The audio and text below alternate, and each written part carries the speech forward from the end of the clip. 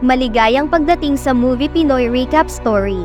Sa video na ito, ay inyong matutunghayan, ang horror action drama mystery thriller movie, na may pamagat na, The Hills Have Eyes 1.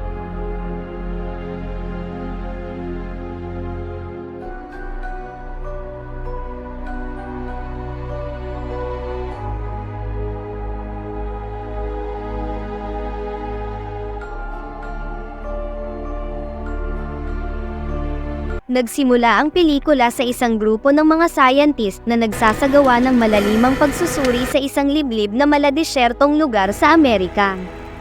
Sa ilang saglit ng kanilang patuloy na paggalugad sa paligid ay may biglang sumulpot na isang takot na nagmamakaawang lalaki na sinasabing kailangan na nilang umalis dito sa lalong madaling panahon.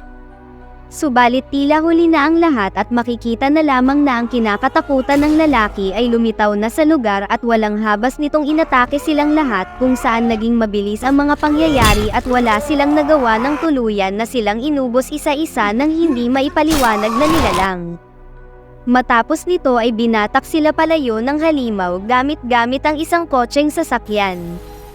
Mapag-aalaman na lang na ang lugar pala na ito ay naging kasangkapan noon ng mga militar sa pagsasagawa ng mga malalakas na uri ng mga sandatang pandigma na naging dahilan para mag-mutate ang mga taong naninirahan sa lugar patungo sa isang kahindik-hindak na ebolusyon na ginawa silang mga halimaw na mutant. Sa paglipas ng panahon lahat ng minamalas na napapadpad sa nasabing lugar ay hindi na nakakabalik pa at nagiging misteryo na lang ang lahat para sa mga otoridad na walang alam sa mga tunay na nangyayari sa abandonadong lugar. Isang araw, pagsapit ng summer vacation, ang isang grupo ng masayang magpamilya na binubuo ng mag-asawang sila Bob at Linda. Kasama ang kanilang mga anak na si Ethel, Bobby, at ang panganay nilang si Linlin kung saan sinama rin nito ang nobyo na si Aaron at ang kanilang supling na si Catherine ay huminto sila sa kabilang bayan sa isang lumang gasolinahan at dito ay nakilala nila ang misteryosong may-ari ng lumang gasolinahan upang itanong ang ruta patungo sa isang sikat na beach sa dulo ng maladesyertong daan. Nagpahayag ang lalaki na mayroon siyang alam na shortcut na maaari nilang daanan para mapabilis ang kanilang biyahe. Agad naman itong sinunod ng driver na si Bob. Noong una ay tila maayos naman ang lahat pero nang binubugto na nila ang nasabing ruta ay makikita na may hindi tukoy na nilalang ang naglagay ng matatalim na bakal sa daan at nang magulungan ito ng kanilang gamit na sasakyan ay nagsanhi ito ng pagkawala ng kontrol ni Bob sa minamaneho niyang sasakyan. Makailang segundo rin silang nagkagulo at nagpagewang-gewang hanggang sa tuluyan na silang nawalan ng kontrol at sumalpok sa isang malaking bato na agad na nagdulot ng pagkasira sa kanilang sasakyan. Makikita na lang din na habang namamroblema sila kung paano sila makakaalis sa gitna ng maladesyertong lugar na ito ay pinapanood na pala sila ng mga mutant. Kaagad na umalis si Bob para bumalik sa kabilang bayan sa gasolinahan upang humingi ng tulong. Dahil sa layo ng kanyang nilakad ay inabot na ito ng dilim at nang makapasok naman siya sa tindahan ng lalaki kanina ay dito lang niya napansin ang mga missing poster ng iba't ibang mga bakasyonista na nawala matapos nilang mapadpad sa kaparehong lugar kung nasaan ngayon ang kanyang pamilya na naghihintay sa kanyang pagbabalik. Dahil dito ay kaagad siyang kinabahan at nag-alala. Sinubukan agad niyang bumalik sa mga ito subalit natigilan siya nang makita niya ang lalaking may-ari na takot na nagtatago at sinabi na lang nito na dapat na silang umalis sa lugar.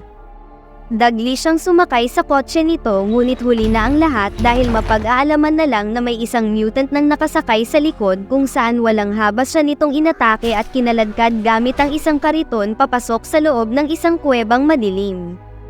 Dito na tuluyang nagsimula ang bangungot ng buong magpamilya nang sa gitna ng tahimik na gabi ay bigla na lang may sumabog sa hindi kalayuan kung nasaan sila.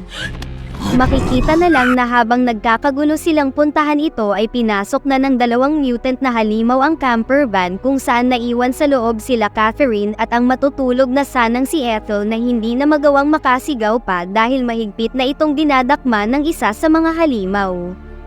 Tumambad sa pamilya na ang naglalagablab pala sa bahaging ito ay walang iba kung hindi ang padre de pamilya na si Bob. Matapos inumin ang mga gatas at kainin ng isang alaga nilang ibon ng mutant na ito ay nakipag-away pa ito sa kanyang kasamahang halimaw para agawin si Ethel na kanyang balak tirahin. Sa kamalas-malasan kahit pa nagawa na niyang magsisigaw ay hindi siya narinig agad ng kanyang pamilya dahil abala ang atensyon ng mga ito sa pagliligtas kay Bob na patuloy na nilalamon ng apoy. Nagpakasasa ang dalawang halimaw na mutant kung saan nang makatapos ang isang halimaw na may sombrero ay pumalit naman dito ang mutant na nakaitim na tuwang-tuwa pa nang dumating na ang kanyang pagkakataon. Halos gumuho ang mundo ng magpamilya ng tuluyan nang naging huli na ang lahat para kay Bob. Kalaunan ay napansin na ni Linlin na parang nagkakagulo sa kanilang sasakyan kaya dagli itong bumalik kung saan nang kanyang makita na hawak ng mga halimaw na nilalang sila Ethel at Catherine ay maliksi itong dumampot ng panghampas sa mutant. Nagawa niya itong mapabagsak ngunit dahil sa takot na madamay si Catherine ay wala ring nagawa si Linlin kung hindi ibigay ang gusto ng demonyong halimaw na nilalang na tuwang-tuwa na may halong gigil pa sa pagsipsip ng gatas. Hindi nagtagal ay nagkaroon ng masamang kutob ang kanilang ina kaya tumungo rin ito pabalik sa sasakyan. Nang tumambad sa kanya ang kababalaghan na nagaganap sa loob ay agad itong sumubok na lumaban subalit kaagad lang din itong pinatamaan ng halimaw na nilalang. Dahil sa putok ay napatakbo kaagad sila Aaron at Bobby para sumaklolo sana ngunit tila huli na ang lahat dahil nang sinubukan na gumanti ni Linlin ay maging ito ay walang pakundangan na tinapos ng halimaw at mabilis na tinangay paalis ang anak nila na si Catherine. Sa kasamaang palad ay hindi ito napansin nila Aaron at kanilang napagtanto na lang ang lahat ng pumasok na sila sa loob kung saan naihabilin na lang ni Linlin bago siya tuluyang lumisan sa mundo na gawin niya ang lahat ng kanyang makakaya para mabawi ang nag-iisa nilang anak na tinangay ng mga halimaw na mutant. Sa puntong ito ay silang tatlo nila Bobby at Ethel na lang ang natitira sa kanilang masayang pamilya. Kasabay ng kanilang pagdadalamhati ay ang takot na kanilang nararamdaman dahil anumang oras ay pwede silang balikan ng mga nasabing nilalang. Sa kabutihang palad ng tinangka muli silang sugurin ng isang halimaw na ito ay naging mabisang katuwang ang alaga nilang aso kung saan sinunggaban nito at inatake ng walang tigil ang nasabing halimaw na nagpaplano ng pag-atake sa kanilang tatlo. Pagsapit ng kinaumagahan kasama ang kanilang alagang aso ay buong tapang na sinuyod ni Aaron ang mga burol hanggang sa magawa niyang matagpuan ang isang kakaibang lagusan na ito na dinala siya sa kakaibang tila abandonadong ghost town. Dito ay kaagad niyang nakita sa loob ng isang lumang bahay si Catherine kaya dagli niya itong sinubukan na puntahan subalit kaagad na sumalubong sa kanya sa loob ang isang nanghihina na mutant kasunod ng pagdating ng nakaitim na halimaw na isa sa mga sumalakay sa kanila. Pilit niyang iniwasan ang sunod-sunod na pinapakawalang atake ng halimaw na nilalang na gustong-gusto talaga siyang tapusin kaagad sa lalong madaling panahon. Sinubukan niyang gantihan ito ng pag-atake ngunit nangilabot na lang siya ng kanyang mapagtanto na hindi man lang ito nakakaramdam ng sakit. Makailang beses siya nitong ipinagbabalibag sa buong loob ng nasabing lumang bahay. Mabuti na lamang din ay nakasaklolo ang alaga nilang aso na naging magandang pagkakataon ni Aaron para makapagtago at mag-isip ng plano kung paano niya tatalunin ang halimaw na mutant. Agad rin naman siyang natunton ng nilalang na ito kung saan dito ay pilit ng lumaban si Aaron ngunit kahit anong gawing direktang pag-atake niya ay makikita na lang na hindi talaga ito iniinda ng halimaw at tila tuwang-tuwa pa itong naglalaro habang hinahabol ang lalaki na gusto lang sanang mabawi ang kanyang anak. Nang tatapusin siya ng halimaw ay nakuha pa siyang pagtawanan ng dalawang ito dahil nakita nila na talagang nanlalambot na si Aaron. Wala silang kaalam-alam na ito lang pala ang hinihintay na pagkakataon ng ama para tapusin siya ng walang kahirap-hirap. Hindi nagtagal ay nagawa na niyang mabawi ang kanyang anak subalit nang lalabas na sana siya ay binulaga siya ng isa pang halimaw na mutant kung saan makalipas ang ilang minuto nang siya ay magising ay natagpuan niya ang kanyang sarili na nakakulong na sa isang lumang freezer kasama ang mga naunang minalas na ginawang pagkain ng mga nilalang. Kasabay naman nito habang naghihintay sila Bobby at Ethel sa pagbabalik ni Aaron ay may biglang sumulpot na isa pang mutant sa isang bintana kung saan nagawa siyang madakma nito ng mabilisan at pilit na hinahatak palabas ng sasakyan. Sa tulong ni Bobby ay nagawa rin namang makawala ni Ethel sa pagkakadakma ng nilalang.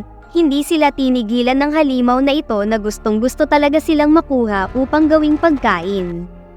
Sa ilang saglit ay nagtaka na lamang silang dalawang magkapatid dahil biglang tumahimik at nawala ang halimaw. Nang tinignan nila ang kotse na pinaglagakan nila sa kanilang ate at ina ay napaiyak na lamang si Ethel dahil nawawala na ang katawan ng mga ito. Hindi naglaon ay nadiskubre na lamang ni Bobby na sarap na kinakain na pala ito ng nasabing halimaw.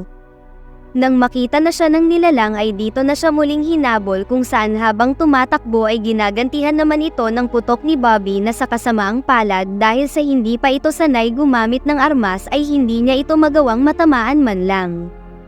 Nang narinig ni Ethel ang nangyayari ay maliksi itong nakaisip ng plano. Matapos buksan ang mga tangke ng gas sa loob ng kanilang sasakyan ay sinadya nilang magpahabol sa mutant hanggang sa loob nito kung saan nang binuksan ng halimaw ang pintuan ay may nag-aabang na pala ditong patibong na matalino nilang naihanda na nagdulot ng malakas na pagsabog.